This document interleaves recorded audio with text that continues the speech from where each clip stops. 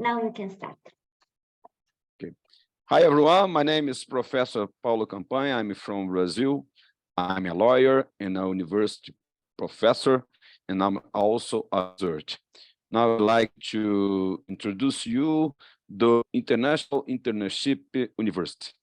It is a leading virtual education system and global brand confederation, which is the most valuable and trusted worldwide and well-reputed in delivering innovation programs. Globally, it is a trusted name for quality training programs and is committed to provide better and virtual education to all the young learners of the globe. In a short span of time, IIU has spread its wings in 195 countries and 6 continents under the strong leadership of its visionary founder, Mr. Piyush Pandit Sir, a committed, inspiring social activist, a passionate educationist from the last 2 decades, provide education to students from various social and cultural backgrounds. This is the introduction of IIU. You must say the beginning of the section. And now I would like to introduce me. My name is, what I said, my name is Professor Paulo Campanha. I'm from Brazil. Now I'm a lawyer and also a coordinator of undergraduate law school, and also a program, a master's degree program here in Brazil. I'm living in the capital of Brazil, Brazil, in the middle of the country. Brazil is a continent, has a dimension of a continental country, and now I'm in the middle in Brasilia, capital of Brazil. And in these few minutes that we have, we only like to talk about 2 important subjects nowadays. That's the data protection that all the world is talking about, is discussing, is researching about this, and also, and mainly that we have nowadays the artificial intelligence. I will share some slides here to my presentation, and this is the subject of our meeting, our talking today. When we normally when you think about artificial intelligence, you think a robot that will decide, because you have in Estonia country a judge, the first artificial intelligence like a judge, and in the first moment, the artificial intelligence on the automation of the professions. Now they are coming in the knowledge, the expertise of each professions, and not necessary. When you think about artificial intelligence, you think like a robot, because we have a little difference between the natural intelligence and artificial intelligence. When you think when you think about artificial intelligence, it's necessary to think about also the natural intelligence to understand better what the artificial intelligence means. Because when we are a child and have a child, the first ability that they will develop is the ability to listen, and then they listen, the children listen, and they see, and after they speak, and then they will write. It's a natural process in our brain, our mind, that with synapses that we have in our brain. When you see something, that our brain will give us the knowledge about what we are seeing. And this is a natural process along the life. And the difference, the artificial intelligence, because the intelligence, it's not nature. You have mathematics formula that you program, that you code, in the machine, and they will process what we will insert in the machine. And this is the great difference, the nature intelligence, artificial intelligence. And this demystify what we think about artificial intelligence, that they are artificial intelligence is a robot, maybe a robot, but when you use a robotic in artificial intelligence, but artificial intelligence is sometimes, much of times, is when you put insert a formula in our machine to process. And in the beginning, the middle of the last century, they have Alan Turing established that the human interrogating on one side, and the other side you have a human and AI, artificial intelligence system. And he considered intelligence system when the human interrogated didn't distinguish who is the man and who is the system. And when the human interrogated didn't know who is one of them, the system was considered intelligence. But we're talking about in the last century, in the middle of the last century, almost fifth the last century, and the final of the 40s. And nowadays it's different, because we are living in a world, not only in the country, but in a world that not only the person are connecting each other, because you have also the things. The things are connected too, and we becoming what we called in IoT, Internet of Things, because not only the person but the things are connected. And you had in 2011 Germany a project with an autonomous factory that it's not necessary a human being to operate the machine and to go on the activity in the factory. And now and this is the contest that we have, because you have a big boom in the 20 years until now, the use of the World Wide Web, our internet, and all the world are connection. In Brazil, I have a number that in 2001, only 6 million, we have nowadays 250 million people. In 2001, we had only 6 million people connected in the internet. Nowadays, more than half the population are connected. Almost 150, almost 150 people connect to the internet. And this changed the world, and changed the country, and changed the world. All the world is like this, because we have a lot of data circulating in the World Wide Web, and you have the web, the dark web, and this is the big challenge that we have in the world, because we have the internet, the World Wide Web, and also have the artificial intelligence. And it's only possible to use the artificial intelligence because you have a big volume of data in the world to connect the people and to connect the things. About with this great number of data, you have now the era of big data era, because the great volume of data that you have. And you have nowadays a watch that will control your heart, how heart beating, in your schedule, your eyes, because some of our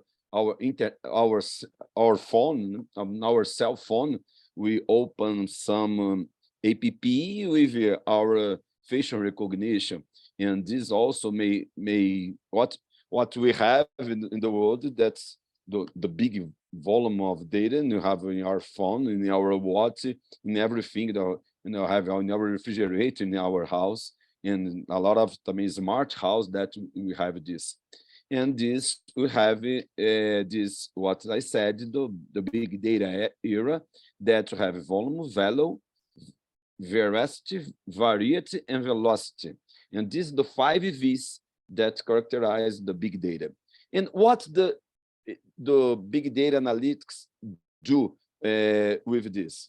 You have the left column, you have a lot of data, big data, and with no sense, with no meaning of this. In the analytics, they organize this data in the middle, the column of the middle, organize this data to make the decision on the right column. Então, they have this big volume of data, you organize, and after the organize of this data, you will decide about this. And we called in almost 3 years, the Forbes review published that data is the new oil, and that's the good thing. And why it's the new oil? Because the oil that we have in the sea, we need to treat them. It's not only take the oil in the sea to use the car. No, you have to treat the oil that you take the sea. In the data, it's not different. That, like I showed in the last slide, you have to organize, you have to treat them. And what you have in this situation, you have the data. When you organize them, when you do structure, characterize them, you have the information.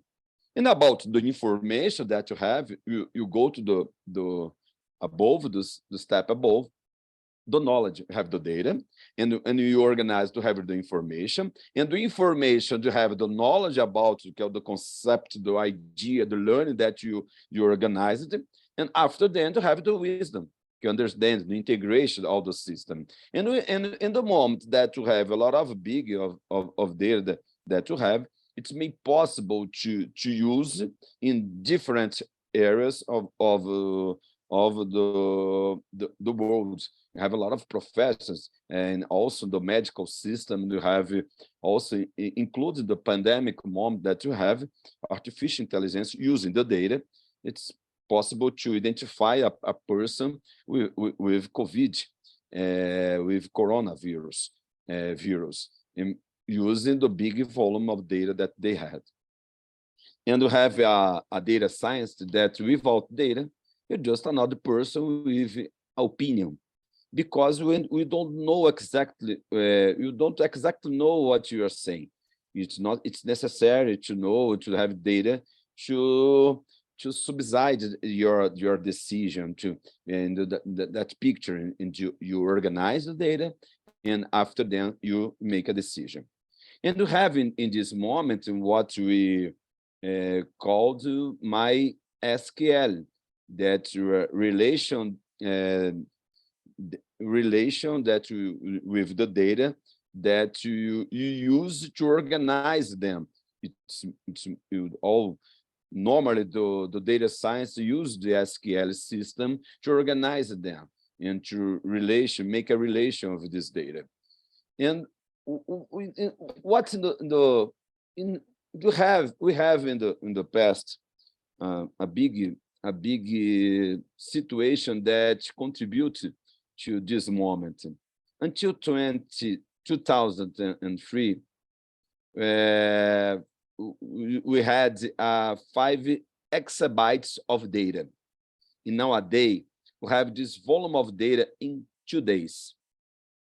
Only to know, Amazon have more than 1 million of transactions by second, and only to know the great volume of data that we have.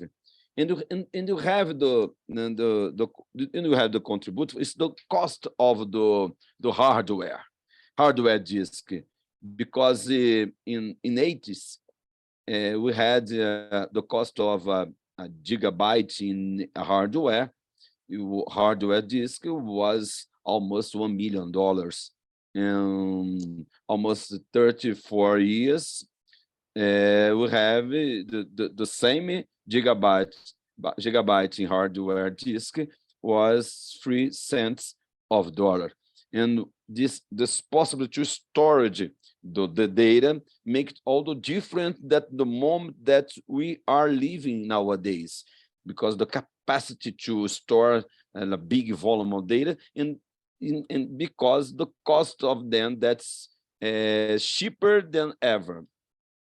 And only to know to possible to imagine what we are saying about data and then this big data. Let's see, in Facebook, in only 5 years, I said that in 2001, Brazil, and nowadays 215 million people. In 2001, we have had only 6 million people access the internet. And nowadays, more 150 million people access the internet. And what we have in only 5 years is in 10 years. But when we go to 2016 and 2021, what we have only Facebook, let's compare. In 4 minutes, on 60 seconds in the same moment, 2016 and 2021. Facebook, how much login?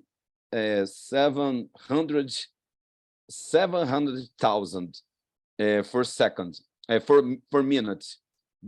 In 2021, 1.5 million. So only to know what, when they have a lot of other social media that we have a lot of nowadays, when only to know how much million, like as I showed that on Amazon per second, more than 1 million transactions for second in all the world.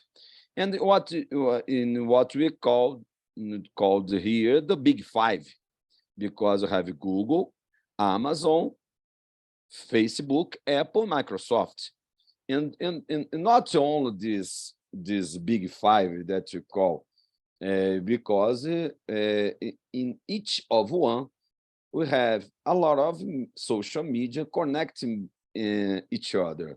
Like you use the data, you may classificate the machine to use what we call machine learning, because the machine learning, and you use the unsupervised learning and supervised learning.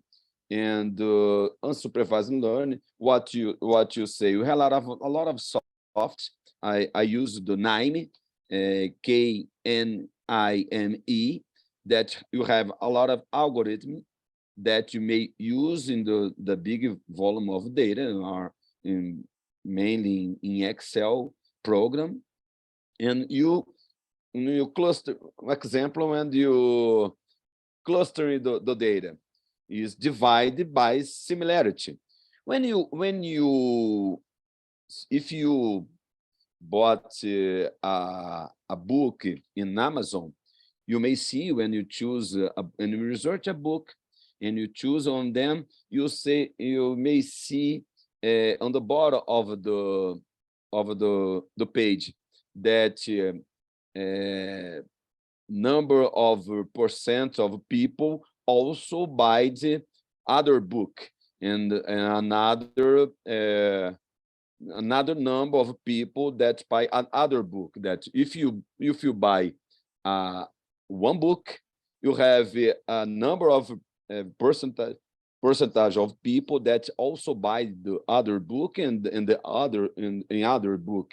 And this is not more than clustering, because you make a program that the books that the people bought, and you only organize them that way. Suppose I bought the book ABC, and my friend bought the book AB, and if the people Paulo, who bought the book A, also bought the book B, and my colleague that bought the book A, also bought the book B, and you had the percentage of this number of people that also. It's not different, by uh, a, a, a a machine learning system, and we clustering the data that have and divided by the similarity. And in this moment, we have the data mining, when in this machine learning, in artificial intelligence, you begin to data warehouse. After them, you pre-processing the data, transforming them, and when you say data mining, it's the same when you mine the gold, the silver. It's to extract the better than the data. And you go to the mining, the same you are looking for gold or silver.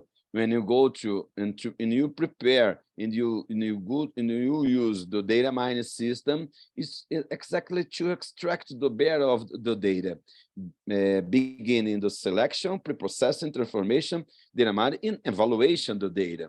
And you have this is the meaning, the main meaning of the. And this is a machine learning system that you have this big volume of data, organizing them, pre-processing, transformation them, and extract what you want about their data, great volume data. And you have the, I don't know if you know this, the Watson system by IBM, Industrial Business Machine, in the United States, that won the human being in a KISS program there, and who gave the one answer quickly, more quickly than the guys. And this, I remember in that moment that announced that if you are a lawyer, forgot to study this, because now the machine will do everything. It's not true. I have a book about Richard Susskind, that a London guy, his son is Daniel Susskind, the professor of Oxford University. They wrote a book, Richard Susskind, The End of Lawyer, The Future of Lawyers, and the Future of Professions. And now his son, a few years ago, the son wrote a book, A World Without Work, because they research and discuss the impact of the artificial intelligence in all professions. It's the great truth, because you have it's really that you have impact in all professions. I'm a lawyer and I know this, and you have a doctor in medicine, also impact them. But the artificial intelligence is used to help us, to beside us. It's not necessary, because if in one moment you have the repetition services is being removed in the system, now we have another type of profession that's required. Então, nowadays we have a data engineer, a data scientist. In case of law, the lawyers, you have a data science, a legal data science, a legal data engineer that you learn to treat the pre-processing, processing, data mining, evaluating and to make the decision about this data. And the first moment, we have a lot of people worried about this, but as time goes by, the time is showing us that it's the difference, because they will help us, not substitute us. And now we have Tesla, the autonomous car, and nowadays we have in a few months accident with this car, and we are the research is advanced, but we have a lot of a lot of a lot of a lot of moments, and we know we need to face them, because we have accident. Also, we have accident with them. But I I'm I'm certain that in a few moments, months or years, we have a moment that with no accidents, or less than the by the human guided his car. And and I don't also know Michael Sand that just what's the right thing. And we have a professor of Harvard has the picture above the left is a picture about a lecture of him in Harvard University, and this this lecture, and we show to the audience a question. Suppose that you are in a road, you are guiding a truck, and you can't stop. The system to stop the car has broken, and you can't stop your truck. And you go and you see 5 people in front of you, and you can't stop. The system having a problem. You can't stop your truck. What you do? And say, and the people, obviously, is to change the direction. But if you change the direction, you have only one person. And what do you do? And what you do? Guide a truck. Go ahead in 5. Your truck cannot stop. Cannot stop. The system has broken. And in front of you, you have 5 people. And the other side, you have 1 people. Where you will guide your truck?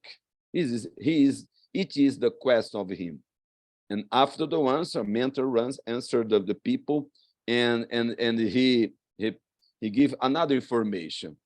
If the right direction, we had a pregnant woman. You go to the 5 people direction, or you go to the pregnant woman that in the other side. You don't have the answer. It's only for us to think about this, because when you think about this, you think about ethics and use of the ethics. And the use of the ethics, you will use this in the autonomous car with artificial intelligence.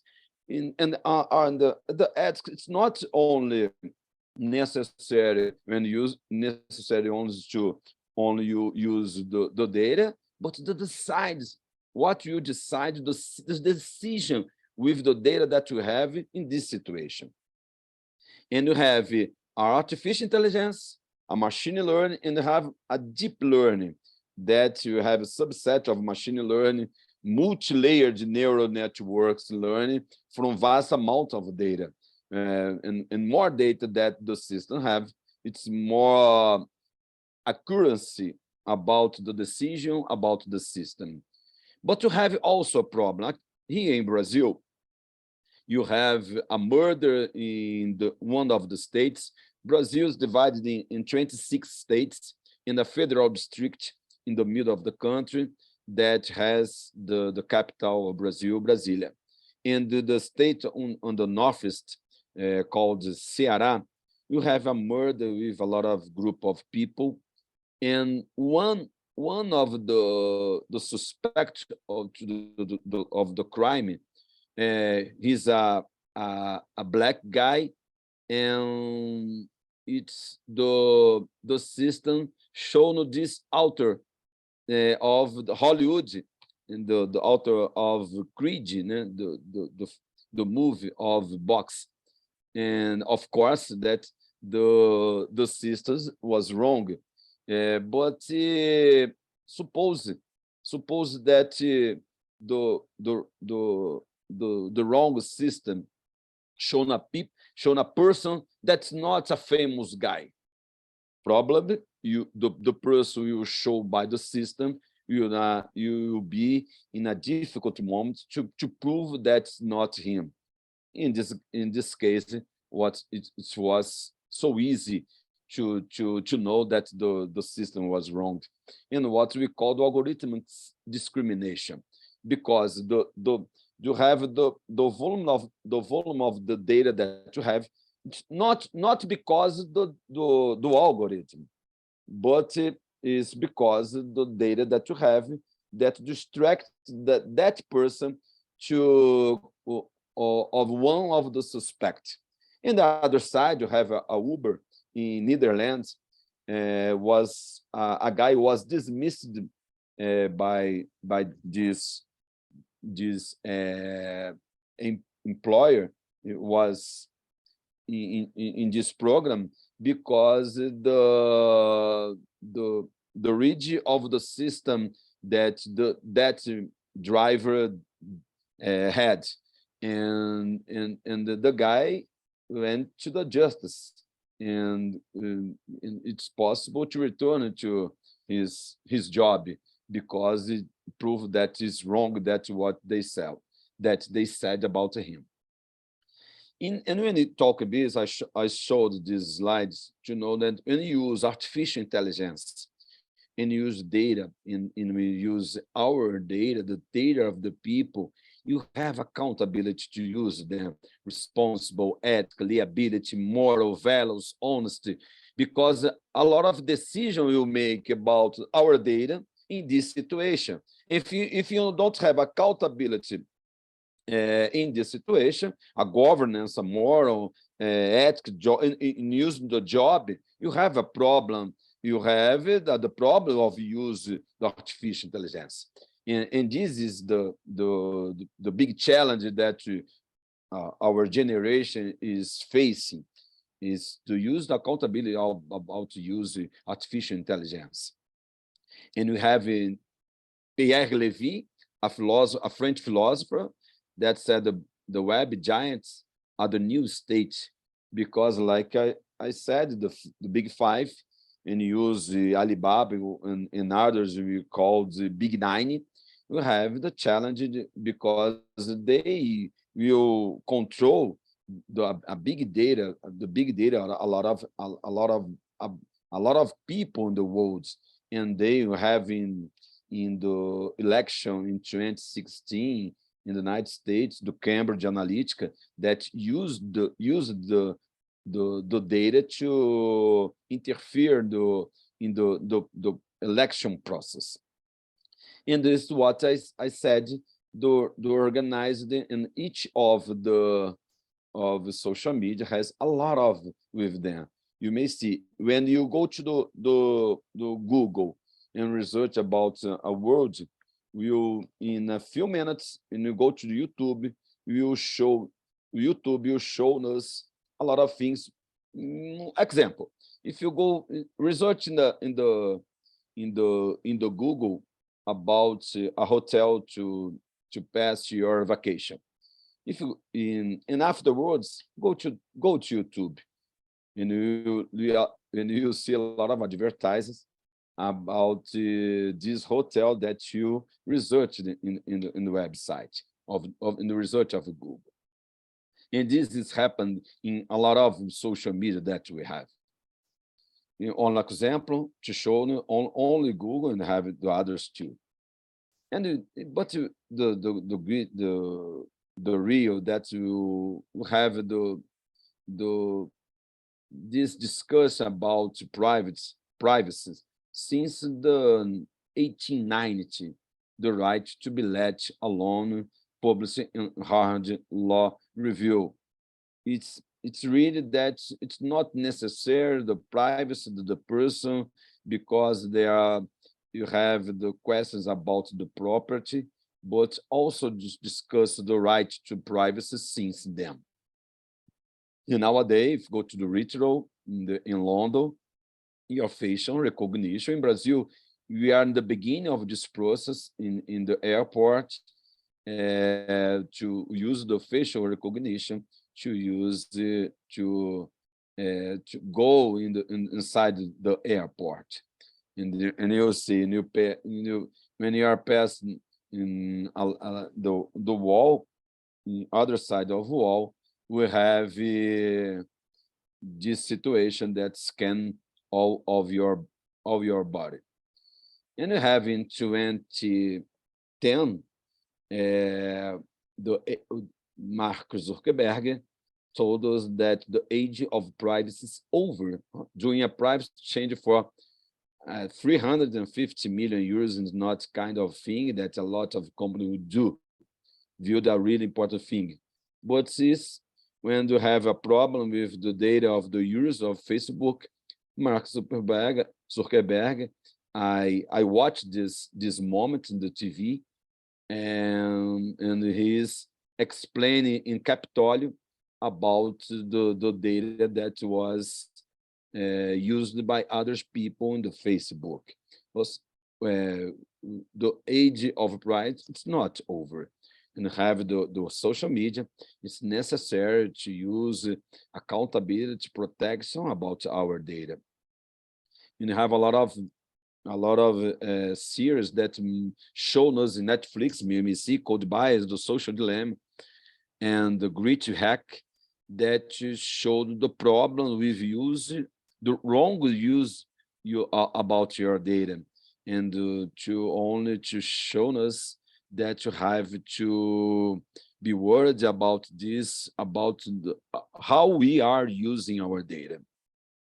And you have Stefano Rodotà that published a book in Italy, The Life in the Vigilance Society, in shown us about the world about use our data.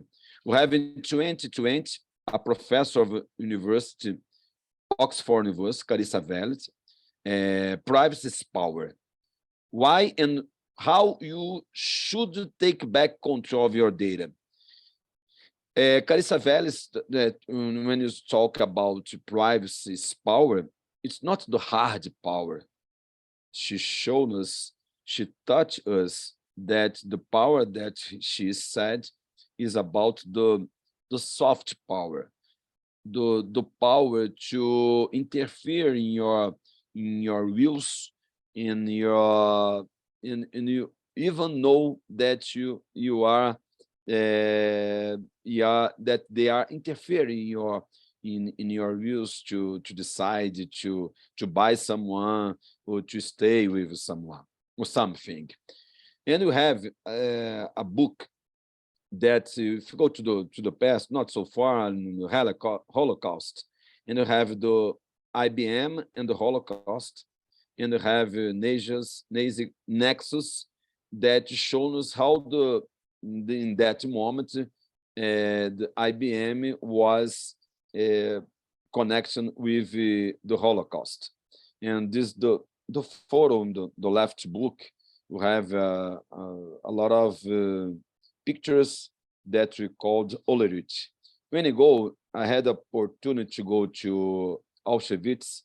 In the left photo, we have Auschwitz 1, and the right above the Auschwitz of Auschwitz 2, and the right bottom we are the Anne Frank house in Netherlands. And why I'm showing these pictures? Because when you go to the Auschwitz 1, it's almost 3 years that I had the opportunity to go there with my family, my son.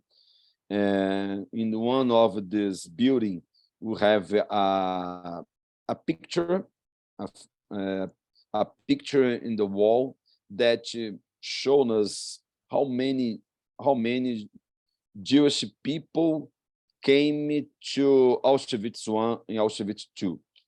In this book, IBM Holocaust, in this situation, we have a great difference with France and Netherlands. In France, better, in Netherlands, we had a censor in the community that the country had a big control of the people. And in France, like we saw in IBM in Holocaust, this picture already, that we have a resistance movement. And this resistance movement, they didn't exactly know one specific data, a sensible data of the people that was their religion. The France didn't have a control like Netherlands had in the past about the religion of the people. The result of this, that in Netherlands, 75% of the Jewish people went to Auschwitz. In France, that they had this resistance movement, 25%. Let's see the great difference. I talked about 25% of Jewish French people, the French in France, went to Auschwitz. In Netherlands, 75, because the control of one data, the sensible data that they have in each country. And this is make the big difference. How many lives were saved in France because they didn't have this control of the people. In the situation, we have Elon Musk, now he is bought the Twitter, and in the left above, and we have Jeff Bezos, Amazon, ex-Amazon, ex-CEO, that launched Balloon, have this project Balloon in Loom project by Google, that nowadays it's stopped, but Elon Musk, Jeff Bezos launched a satellite on the universe to connect all the world. And if you have the control that we have nowadays, let's think about what you have when all the world will be connected. And now we have Elon Musk visit Brazil, and you have our jungle, Amazonic jungle, that Starlink will connect all regions in Brazil, in all the world. We may see that in a few years, almost all country will be connected. And nowadays, we have other challenges, because we have the quantum computer. And the quantum computer, according to Google, the Google quantum computer did in 3 minutes and 20 seconds a mathematical calculation that supercomputers could not complete in under 10,000 years. And with this, the process of the data that we have and we will have will be faster than ever. And all the data is processing like we are seeing a quantum computer. It's a photo with a computer. Nowadays, we have in Brazil, we have in all the world a 5G, that the connection with the people is faster than ever also. And you have an example of this. You have in the photo above, the Target was a store in the United States, and have a girl, a teenager with 13 years old, that had been the Target has sent for his email a lot of products of a pregnant woman, and his father was disturbed with this and called to Target to know what they are doing to sending a product for a pregnant woman for his daughter that's only 13 years old. And the Target apologized, the father, and months later called him, and to know about his daughter, and his father announced that really his daughter is pregnant.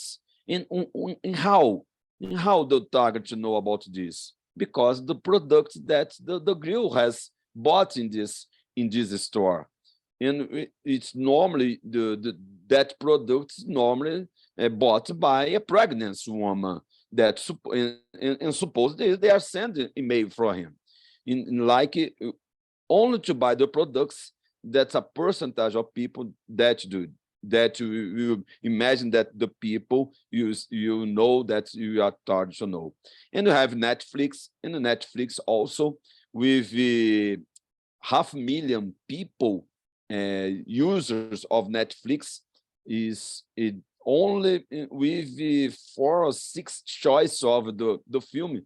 They It's possible to Netflix to know who is the people. We are saying in 500,000 people of users of them. They know who is the people that is choosing the choose the film. And una problem, but you have also that said in the beginning, Northwestern University figured out a system, called a system that only the people coughing may know if the people is with coronavirus or not. Elon Musk said one time that artificial it's like something become of the evil, but not. But also we have because we not know exactly know what they will do with the data of the people. But at the same time, we have a lot of projects, a success project like this that discover the only the people is coughing about. And we have we have the book wrote in 1984, has written in 1948 in the name of the books, 1984, and shown us the problem with the control of the people. And after years after 1984, we have Fahrenheit 451. In Fahrenheit 451 is the temperature that the books was burned, and the problem with when the people, the society doesn't have the knowledge of this situation. If you don't have culture and don't have knowledge about something, you are under control about the government, about the states. And we have a lot of principles to guide in the. We have a lot of principles to guide in GDPR. And the European Union had a regulation that's called in 2016 that is on 2 years have an effect of this, then GDPR, General Regulation, Personal Data. And we have nowadays in the world a lot of countries, more than 100 countries, with a law that protection the data. And in all this regulation, in the beginning of the GDPR, you have principles to follow. When you use in this data that we showed, that I showed in these slides, you have to follow the principles to use them that we are in our regulation, that the transparency, purpose limitation, storage limitation. It's not necessary to have the data of the people a lot of years. Integrity, confidentiality, accountability that I show, accuracy, and data minimization. In Brazil, you also has two in Portuguese, but the same, because you have here the LGPD, general law of data protection. You have principles here. That's the same. You have a principle: no discrimination, prevention, the quality of the data, the responsabilization, the accountability, the free access, the necessity, the safety, adequation, and the purpose of to use and transparency to use the data that we have. And finally, we have in the Greek ancient we call the chained Prometheus. Prometheus has stolen the fire of the sky, and when God Zeus knows about this, give give him during the day they are a punishment for him, and during the day the eagle will eat the parts of his body, and during the night the body will stored about, and during the day the eagle will eat again.